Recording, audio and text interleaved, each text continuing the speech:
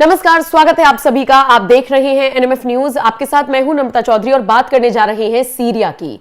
Syria एक ऐसा देश जहां पर विद्रोही संगठनों ने यह समझ लीजिए कि युद्ध छेड़ा हुआ है। और जो तस्वीरें आप देख रहे हैं ये इतनी भयानक है, इतनी विभत्स तस्वीरें हैं जो बताने के लिए काफी है कि इस वक्त सीरिया में किस तरीके का खौफनाक मंजर है। हाथ में हथियार लेकर ये विद्रोही संगठन लगातार फायरिंग कर रहे हैं। और सोचिए, एक हफ्ता हुआ है विद्रोही संगठन को इस तरीके से उत्पात मचाते हुए और 300 से ज्यादा लोगों की हत्या इन उत्पातियों ने कर दी है। इन सब के बीच मोदी सरकार ने भी एडवाइजरी जारी कर दी है। मोदी सरकार की तरफ से कहा गया है कि तुरंत जितनी जल्दी हो सके देश को छोड़ दे। यानी कि आप समझ लीजिए कि नरेंद्र मोदी की सरकार ने सीरिया में रह रहे भारतीयों से यह अपील की है कि आपसे जितनी जल्दी हो सके आप देश को छोड़ दीजिए, क्योंकि वहां के हालात ठीक नहीं हैं। आपकी जानकारी के लिए बताते चलें, सीरिया में पिछले एक हफ्ते से हयात तहरीर अल शाम नाम के विद्रोही संगठन ने युद्ध छेड़ा हुआ है। हाहाकार मचा हुआ है पूरे सीरिया में।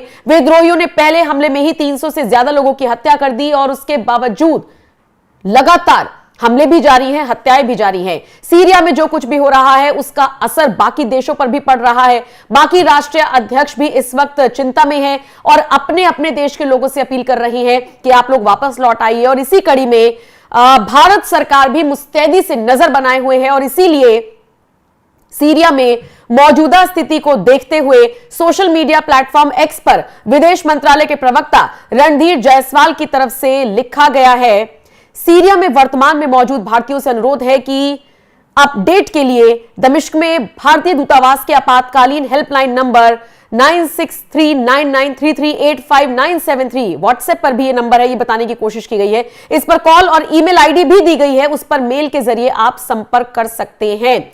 संभव हो तो सीरिया छोड़ दे, यह सलाह विदेश मंत्रालय की तरफ से दी गई है। भारतीय नागरिकों को सलाह में यह कहा गया है कि जो लोग वापस जा सकते हैं वो तुरंत वापस जाएं, अपनी उड़ानों को तुरंत पकड़े और अपने अपने घर पहुंचे, वापसी कर ले। लेकिन सीरिया में इतने खराब हालात क्यों हैं, यह भी आपको समझ लेना चाहिए। दरअसल सीरिया में पिछले एक हफ्ते में हयात तहरीर अल शाम नाम के विद्रोही संगठन ने मोर्चा खोल दिया है। राष्ट्रपति बशर अल असद को सत्ता से हटाकर वो अपना कब्जा जमाना चाहता है और इसी कड़ी में सीरिया के शहरों पर लगातार हमले कर रहा है। आपको बताते चले, पहले हमले में ही 300 लोगों को मौत के घाट उतारा गया है, जबकि अभी भी हमले लगातार जारी है। सीरिया अब बाकी देशों की तरफ देख रहा है कि कहीं ना कहीं से कोई मदद मिल जाए, कहीं ना कहीं से कोई ऐसी राहत मिल जाए जिसकी वजह से इन हमलों पर लगाम लग सके। लेकिन यहां पर एक बात गौर फरमाने वाली है, बांग्लादेश में जिस तरीके से तख्ता पलट हुआ उसने कई देशों के विद्रोही संगठनों को मजबूती प्रदान की है, एक कॉन्फिडेंस दिया है कि आप भी ऐसा कर सकते हैं और तख्ता पलट कर सकते हैं। आप देखिए ना, बांग्लादेश में जिस तरीके से शेख हसीना को भगाने पर मजबूर कर दिया गया, इस्तीफा तो दिया ही दिया अपने पद से उन्होंने, इसी के साथ देश छोड़ने पर उनको मजबूर कर दिया।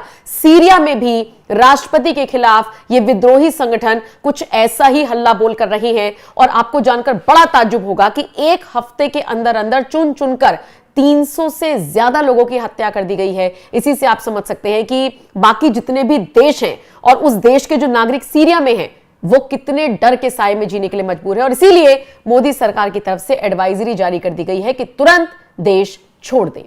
बहरहाल जो भी अपडेट आएगी आप तक जरूर पहुंचाएंगे। बाकी आप इस खबर को किस तरह से देखते हैं, कमेंट सेक्शन में अपनी राय जरूर दें।